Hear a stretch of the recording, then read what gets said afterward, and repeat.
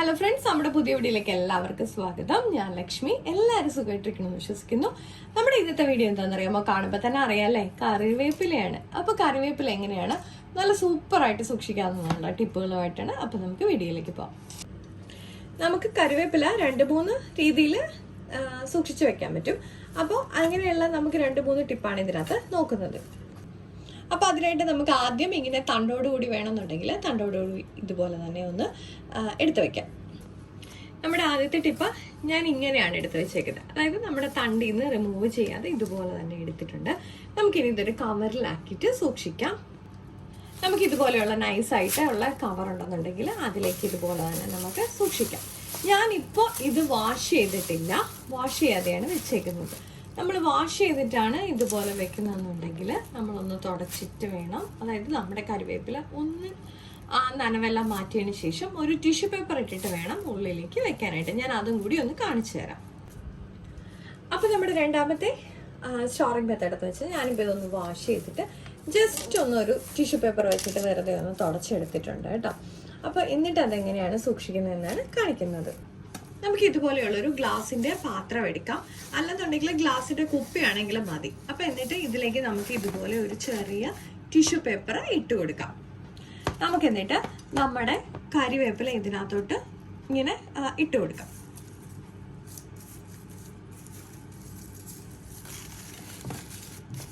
കുപ്പിയാണെന്നുണ്ടെങ്കിൽ കുറച്ചുകൂടെ ഇങ്ങനെ നമുക്ക് നന്നായിട്ട് സ്റ്റോർ ചെയ്ത് ഇങ്ങനെ മടക്കി വെക്കുന്നതിന് പകരം സ്ട്രെയിറ്റ് ആയിട്ടിരിക്കും. ഏതാണെന്നുണ്ടെങ്കിലും നമുക്ക് ഇതുപോലെ തന്നെ സ്റ്റോർ ചെയ്ത് സൂക്ഷിക്കാൻ വളരെ യൂസ്ഫുൾ ആണ്.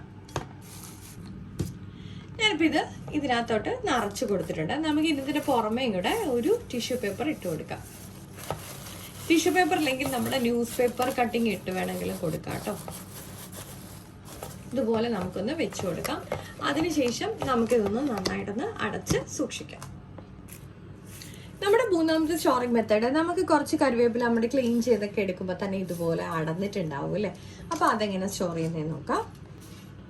ഇത് നമുക്ക് ഇതുപോലെ ഒന്ന് നന്നായിട്ട് അടത്തിയിട്ട് ജസ്റ്റ് ഒന്ന് ക്ലീൻ ചെയ്യണത്. നമ്മൾ ഉപയോഗിക്കുന്ന സമയത്ത് കഴുകി ഉപയോഗിച്ചാലും മതി, അല്ല കഴുകി വെക്കണം എന്നുണ്ടെങ്കിൽ അങ്ങനെ വേണമെങ്കിലും വെക്കാം. ഞാനിപ്പോൾ ഇത് ജസ്റ്റ് ഒന്ന് കഴുകിയിട്ട് ഒന്നൊരു ടിഷ്യൂ പേപ്പർ ഇട്ടിട്ട് ഒന്ന് തുടച്ചെടുത്തതാണ് കേട്ടോ.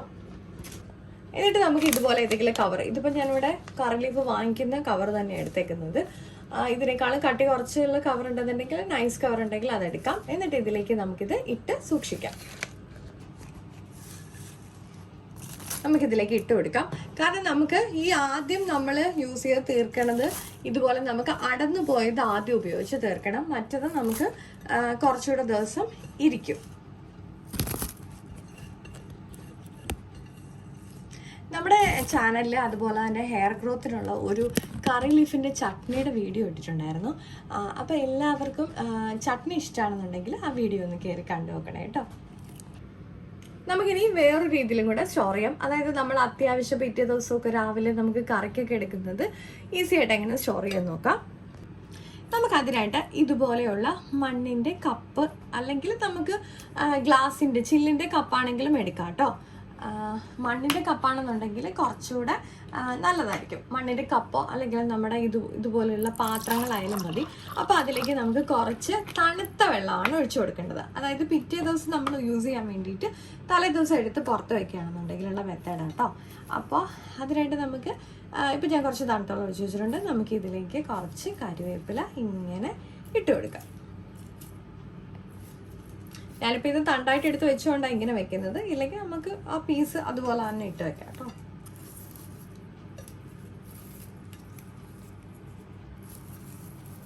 നമുക്ക് മണ്ണിൻ്റെ പാത്രത്തിലാണെങ്കിലും നമ്മുടെ ഫ്രിഡ്ജിൽ സ്റ്റോർ ചെയ്ത് വെച്ചാലും നല്ല ഫ്രഷ് ആയിട്ട് നമ്മുടെ കറിവേപ്പില ഇരിക്കുവേ.